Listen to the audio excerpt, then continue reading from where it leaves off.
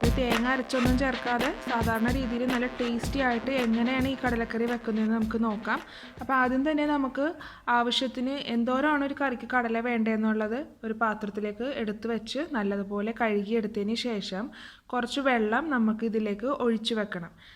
കടല എന്തോരമാണ് എടുത്തേക്കുന്നത് അതിൻ്റെ മുകൾ വരെ നമ്മൾ വെള്ളം നിറച്ച് വെക്കുക, എന്നിട്ടൊരു മൂടി വെക്കുക. ഇത് നമ്മൾ തലേ ദിവസം ചെയ്ത് വെക്കണം. അതിന് ശേഷമാണ് നമ്മളിത് പിറ്റേ ദിവസത്തേക്ക് കറിയാക്കാൻ വേണ്ടി ഉപയോഗിക്കുന്നത്. അങ്ങനെ ചെയ്ത് പിറ്റേ ദിവസം ആകുമ്പോഴേക്ക് ആ വെള്ളമെല്ലാം വലിഞ്ഞിട്ട് കടല നല്ല വീർത്ത് പൊന്തിയിരിക്കുന്നുണ്ടാവും. അപ്പോൾ അതുപോലെ ചെയ്തിരിക്കുകയാണ്. ഇതിപ്പോൾ ഞാനിപ്പോൾ ഇതിൽ വെള്ളം നിങ്ങൾക്ക് കാണാൻ സാധിക്കുന്നുണ്ട്. ഞാനിത് നല്ലപോലെ കഴുകി എടുത്ത് വെച്ചിരിക്കുകയാണ്. അപ്പോൾ ഇനി ഇതിലേക്കുള്ള മറ്റു ചേരുവകൾ എന്തൊക്കെയെന്ന് നമുക്ക് നോക്കാം. ഞാൻ ഈ കറിക്കായിട്ട് എടുത്തേക്കുന്നത് ഒരു സവാളയാണ് ഇതുപോലെ നീളത്തിൽ അരിഞ്ഞത്, ഒരു കഷ്ണം ഇഞ്ചി, 2 വെളുത്തുള്ളിയുടെ അല്ലി. ഈ ഇഞ്ചിയും വെളുത്തുള്ളിയുടെ അല്ലിയും നമ്മൾ ചെറിയ കഷ്ണങ്ങളായി അരിഞ്ഞെടുക്കണം. പിന്നെ ഇതിലേക്ക് 3 പച്ചമുളക് എടുത്തിട്ടുണ്ട്, ഇതുപോലെ നടുവേ കീറിയത്. 1/4 ടീസ്പൂൺ മഞ്ഞൾപ്പൊടി, 1 ടേബിൾ സ്പൂൺ മുളക് പൊടി, 1 ടേബിൾ സ്പൂൺ മല്ലിപ്പൊടി, 1/2 ടീസ്പൂൺ ഗരം മസാലപ്പൊടി. ഇനി ഈ കറിയിലേക്ക് ആവശ്യത്തിന് ഉപ്പ് വേണം, വെള്ളം വേണം, പിന്നെ കുറച്ച് കറിവേപ്പില. അപ്പോൾ ആദ്യം തന്നെ നമുക്ക് ഈ കടല ഒന്ന് വേവിച്ചെടുക്കണം. കടല വേവിച്ചെടുക്കുമ്പോൾ ഉപ്പിട്ടാണ് ഞാൻ വേവിക്കുന്നത്.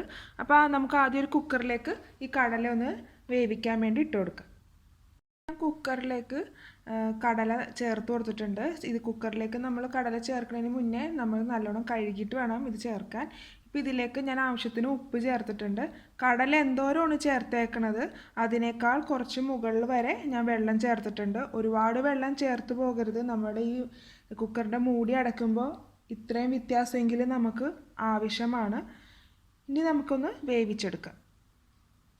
അപ്പോൾ ഞാൻ കടലക്കറി ഉണ്ടാക്കാൻ തുടങ്ങാൻ അപ്പോൾ ഒരു ചട്ടിയിലേക്ക് ആവശ്യത്തിന് വെളിച്ചെണ്ണ ഒഴിച്ചു കൊടുത്തിട്ടുണ്ട്. ഇനി ഇതിലേക്ക് അരിഞ്ഞ് വെച്ചേക്കണ എല്ലാം നമുക്ക് ചേർത്ത് കൊടുക്കാം.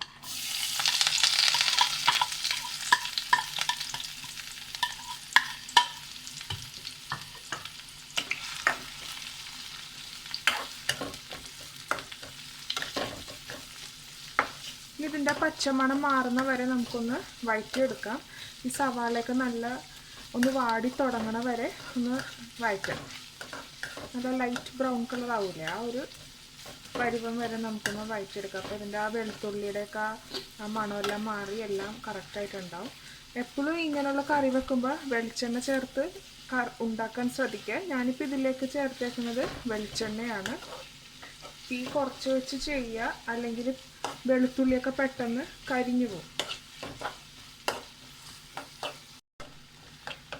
സവാള എല്ലാം വാടി തുടങ്ങിയിട്ടുണ്ട്. ഇനി നമുക്കിതിലേക്ക് മസാലപ്പൊടികൾ ചേർത്ത് കൊടുക്കാം. മുളക് പൊടി, മഞ്ഞൾപ്പൊടി, മല്ലിപ്പൊടി, ഇത് 3ഉം ചേർത്ത് പച്ചക്കുത്തൊക്കെ മാറുന്ന വരെ ഒന്ന് വഴറ്റിയെടുക്കാം. നല്ല സ്മെല്ല് ഇങ്ങനെ വന്ന് തുടങ്ങുന്നുണ്ട്. വെളിച്ചെണ്ണയിൽ ഇതൊക്കെ മൂപ്പിക്കുമ്പോൾ നല്ല സ്മെല്ലാണ് വരുന്നത്. കറിക്കും ടേസ്റ്റ് കൂടണമെങ്കിൽ നമ്മൾ വെളിച്ചെണ്ണ തന്നെ യൂസ് ചെയ്യണം.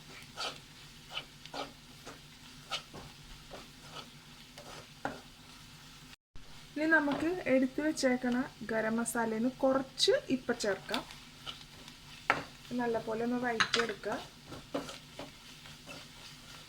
തീ കുറച്ച് വെച്ച് മസാലകൾ ചേർക്കാൻ ശ്രദ്ധിക്കുക, അല്ലെങ്കിൽ വേഗം തന്നെ കരിഞ്ഞു പോകും. കാര്യം മുളക് പൊടിയൊക്കെ പെട്ടെന്ന് കരിയണ സാധനങ്ങളാണ്. അപ്പോൾ അതുകൊണ്ട് തീ കുറച്ച് വെക്കുക.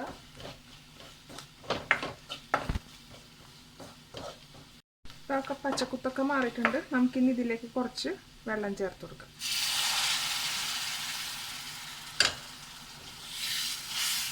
മിക്സ് ചെയ്യുക. ആദ്യം കുറച്ച് ചേർത്ത് നല്ലപോലെ ഒന്ന് മിക്സ് ചെയ്ത് ഇപ്പോൾ ഈ ഒരു കുഴമ്പ് പരുവായി ഉണ്ടാവും ഈ ഒരു സ്റ്റേജിൽ. പിന്നെ എപ്പോഴും ശ്രദ്ധിക്കേണ്ടത് ചൂടുവെള്ളം ചേർക്കാൻ ശ്രദ്ധിക്കുക, തണുത്ത വെള്ളം ചേർക്കരുത്.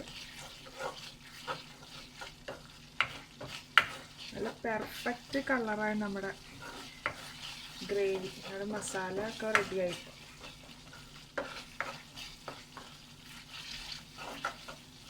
കുറച്ചുകൂടി വെള്ളം ചേർത്ത് കൊടുക്കുക.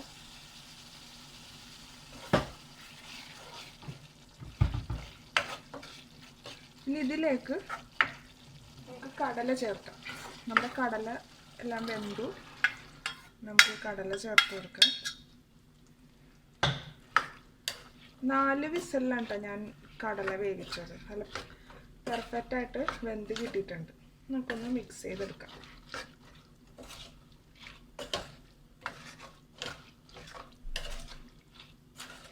ഉപ്പിട്ടാണ് വേവിച്ചതെങ്കിലും നമ്മൾ ഈ മസാലയൊക്കെ ചേർത്ത് വരുമ്പോൾ ഉപ്പിന് കുറവുണ്ടാവും. അപ്പോൾ ആദ്യം നമുക്കൊന്ന് ഇനി ഉപ്പൊന്ന് ചേർത്ത് കൊടുക്കാം. ഉപ്പ് ഞാൻ ചേർത്ത് കൊടുത്തു. കടലക്കറിക്കൊക്കെ ഒരല്പം എരിവുള്ളത് നല്ല ടേസ്റ്റാണ്. നല്ല ചൂട് ആവി പറക്കണ പുട്ടിനോടൊപ്പം നല്ല എരിവുള്ള കടലക്കറിയൊക്കെ നല്ല എന്താ ടേസ്റ്റ്. അതിൻ്റെ ഒപ്പം നല്ല ചൂട് ചായ, അത് പാൽ ചായയാണ് എനിക്ക് ഏറ്റവും ഇഷ്ടം. അതുകൊണ്ട് ഞാൻ പാൽ ചായയാണ് ഇതിൻ്റെ കൂടെ കഴിക്കാനായിട്ട് ഇഷ്ടപ്പെടുന്നത്.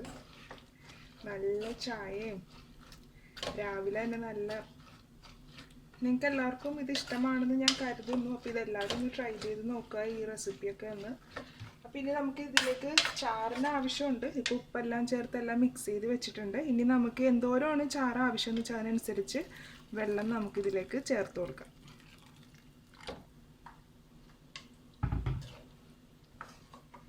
കാര്യം ഇനി ഇതൊന്ന് ഈ മസാലയൊക്കെ ഒന്ന് ഇനി കടലിലേക്ക് പിടിക്കണം. അപ്പോൾ അതിന് പാകത്തിന് ഞാനിപ്പോൾ ചാറിന് ആവശ്യത്തിന് വെള്ളം ചേർത്തിപ്പോൾ കൊടുത്തിട്ടുണ്ട്. ഇനി ഇത് അടച്ച് വെച്ചൊന്ന് തിളച്ച് പിടിച്ച് വരുമ്പോഴേക്കും നമ്മൾ മല്ലിപ്പൊടിയൊക്കെ ഇട്ടേക്കണതൊന്ന് കറി ഒന്ന് കുറുകി കിട്ടാനാണ്. അപ്പോൾ ഇത്രയും തന്നെ ഇട്ടിട്ട് ഇനി അടച്ചൊക്കെ വെച്ച് ഒന്ന് തിളച്ച് പിടിച്ചൊക്കെ വരുമ്പോഴേക്കും കൃത്യം ഗ്രേവി നമുക്ക് കിട്ടും. അപ്പം ഇനി ബാക്കി വന്ന ഗരം മസാല ഉണ്ടല്ലോ, ഇനി അത് നമുക്ക് ഇതിൻ്റെ മേലെ ഒന്ന് തൂവി കൊടുക്കാം. എല്ലാ പ്രാവശ്യത്തേക്കും തൂവി കൊടുത്ത് മിക്സ് ചെയ്തെടുക്കുക. എന്താ മണം. ഇനി നമുക്കൊന്ന് അടച്ച് വെക്കാം. അടച്ച് വെച്ച് നമ്മുടെ ഈ കടലക്കറി ഒന്ന് നല്ലോണം വെട്ടി തിളക്കട്ടെ.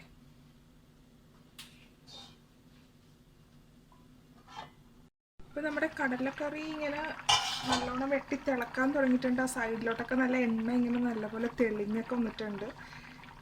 ജസ്റ്റ് ഒന്ന് മിക്സ് ചെയ്തിട്ട് ഒന്ന് നമ്മുടെ പുട്ടിനടക്കം ആകുമ്പോഴേക്കും നമുക്ക് ചാറ് ആവശ്യമുണ്ട് അല്ലേ.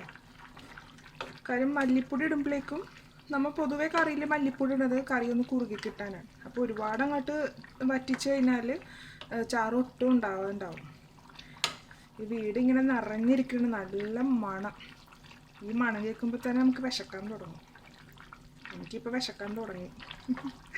അപ്പോൾ നല്ല ടേസ്റ്റിയാണ്, അതുപോലെ ഈസിയാണ്. നമ്മുടെ ഗോതമ്പ് പുട്ടിൻ്റെ ഒപ്പം ആണെങ്കിലും അരിപ്പുട്ടിൻ്റെ ഒപ്പം ആണെങ്കിലും ഒക്കെ നല്ല കോമ്പിനേഷനാണ്. പുട്ടിൻ്റെ ഒപ്പം മാത്രമല്ല, ഇടിയപ്പത്തിൻ്റെ ഒപ്പം ആണെങ്കിലും ടേസ്റ്റാണ്. അതുമാത്രമല്ല ചോറിൻ്റെ ഒപ്പം ആണെങ്കിലും സൂപ്പറാണ്. അപ്പോൾ കുറച്ച് നേരം കൂടി 2 മിനിറ്റും കൂടി ഒന്ന് നമുക്കൊന്ന് അടച്ച് വെക്കാം. പുട്ടിൻ്റെ ഒപ്പം പപ്പടം കൂടി ഉണ്ടെങ്കിൽ സൂപ്പറാണ് കേട്ടോ. ചോറിൻ്റെ കൂടെ ആണെങ്കിൽ നല്ല നാരങ്ങാച്ചാറും കടലക്കറിയും ചോറും ഉണ്ടെങ്കിൽ അതും അടിപൊളി. അപ്പോൾ ഇപ്പം നമ്മുടെ കടലക്കറി ഇപ്പോൾ റെഡി ആയിട്ടുണ്ട്.